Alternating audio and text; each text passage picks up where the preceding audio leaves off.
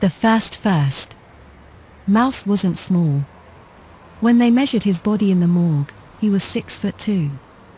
Even though he could be quiet, I never called him Mouse. I called him Marty because that was his name, but it's my name too, which is why his mother started calling him Mouse after the divorce. When your son dies, everything becomes a first.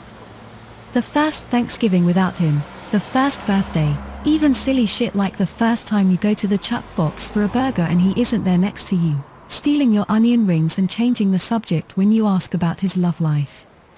Tomorrow will be the first. The first New Year's Day. Why the fuck I even left the house tonight, I don't know. Elise said she was happy to stay in, but that felt like delaying the inevitable, like refusing to pull a rotten tooth because it will hurt even though it racks you with pain every single time you chew. Besides, she has been through hell too. She loved Marty like he was her own. She needs to have fun again, to live. We both do. Hey Martin. What's going on, man?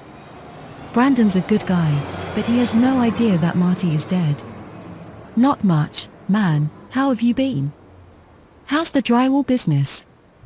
Can't complain. I've been doing a lot of corporate jobs. New construction.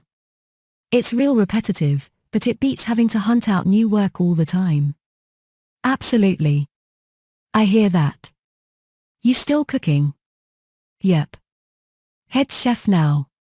At the Grand Rite, in Scottsdale. Yeah. That's a nice place. They treat you all right there? There's a manager who's a real prick, drives me fucking crazy. Other than that though, it's good pay, benefits. Way better than my last job. How about Mouse, how's he doing? He must be in college now, huh? He's dead, actually. He OD'd back in August. Fentanyl. Those are just facts, and they're facts about my own kid, but it turns out if you explain that your son is dead without sounding really sad as those facts leave your mouth, people have no idea how to respond. They stare at you like Brandon is staring at me now. They look around the room to make sure the whole thing isn't some big joke. Are you serious? Yeah. August 10th. Jesus, Martin. I'm sorry. I had no idea. It's okay, man, you didn't kill him. Not unless you were his dealer. You're not selling on the side, are you? Jokes don't go over well. Brandon is half smiling, frozen in place. We definitely can't go back to talking about drywall now, that's for sure. He's looking around the room now, probably trying to find his wife, but certainly looking for an exit. Don't worry, Brandon, I got you. Hey, listen, it's been good seeing you, Brandon. I gotta go find Elise, though. Happy New Year, man. Yeah, you too, Martin. Everyone thinks I'm an asshole. Either they think I actually didn't care about my son, or they think I'm using him in some dark way to fuck with people. What no one considers is that there is no good way to deal with losing your child. There's only mania, fits of spitting rage and hysterical bouts of laughter and tears. Bloody, ripped jeans where your knees hit the asphalt in the grocery store parking lot. Back-breaking fatigue that blurs your vision after day 3 of forgetting to eat. A dented fender where you reversed into the pylon in your apartment complex parking lot, not once, but twice. Hey Marty, thanks for coming. It's good to see you. Oh, hey Megan. Yeah, thanks for having us. Good to see you, too. Megan works with Elise. She came to the funeral. She means well. How are you? I mean, obviously bad, but, all things considered, are you doing okay? Finding ways to cope? Or maybe not cope, but like, deal. Like, move on, or whatever. If I let her, she'd spend the last hour of the year tripping on her words. Poor thing, I should say something. I'm fucking miserable, but I drink a lot so that helps.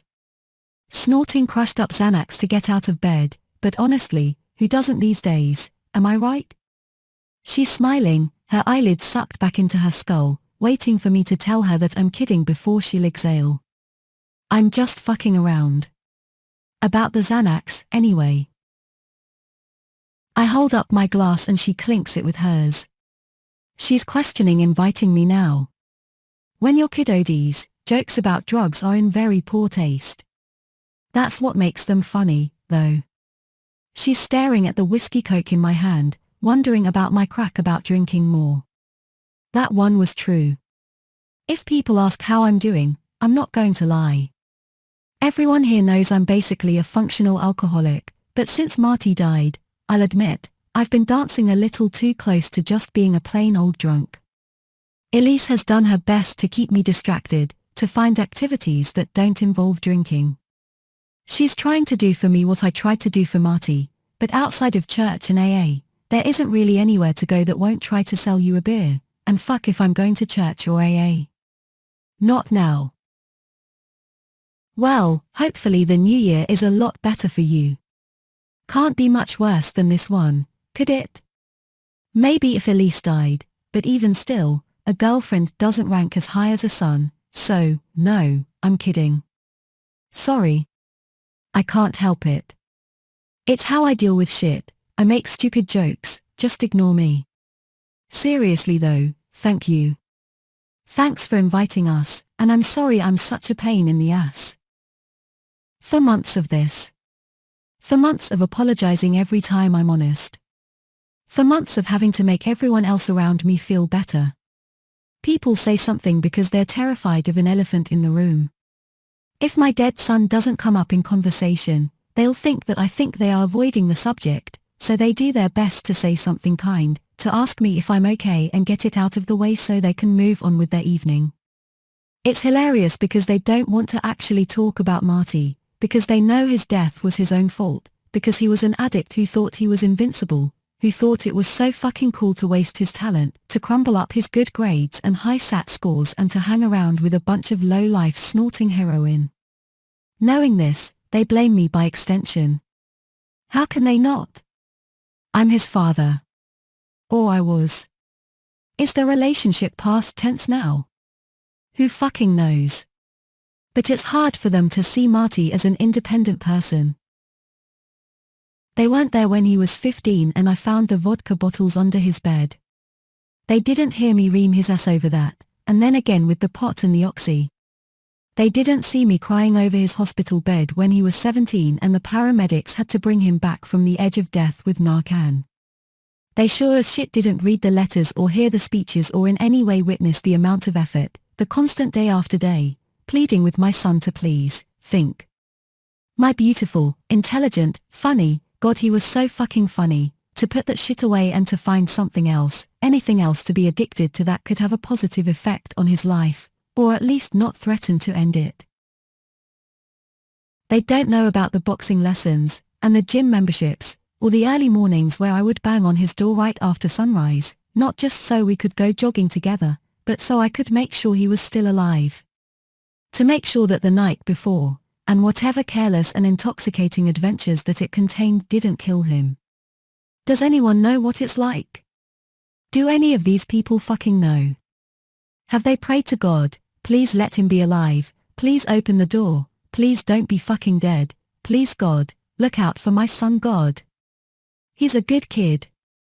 He's such a good kid, God, he's just young and he's dumb and he just thinks, I don't know what he thinks it's all a big laugh. That nothing bad can happen, that he has it all under control, but please, God, let him open this fucking door. Let him stand there looking at me with his messy hair and his clothes smelling like cigarettes and that smile, my boy's beautiful smile. He was such a good kid, God. Baby. Baby. Calm down. It's okay, I'm here. Elise is grabbing my face. She's looking at me. Everyone is looking at me. Ah, shit, I've been talking out loud. I should laugh. If I laugh, everyone will stop looking. Fuck, they're still looking. Baby, come on, let's step outside. If I open my mouth to talk I'm gonna cry, so I just nod. Elise is so good to me. I'd die if it weren't for her. I'm sorry. I fucked up, I'm sorry. It's okay. I'm sorry everybody. I didn't mean to ruin the party. My kid's dead. If you didn't know, my son Mouse, Marty, is dead, and I'm still a little fucked up about it. My bad, though. My bad. Baby, no one is mad at you. Let's just go outside for some air. Elise is so good to me. I love her so much. Yeah, you're right, sweetie. Leave your drink here. I hand her the red plastic cup. It's empty anyway. In the parking lot we sit in the car and I weep into and all over Elise. My nose is leaking clear snot and I try to keep it from getting on her chest. We laugh about it as she wipes it with a Chuck box napkin she finds in the console. Fireworks explode overhead, and the colors bounce all over the hood. Red and gold and purple supernovas high above the palm trees, born with such noise and fire, they shine so brightly and then sparkling down, they vanish into smoke before they ever get the chance to touch the earth. We can hear a crowd counting backwards from 10. She starts the engine so I don't have to listen.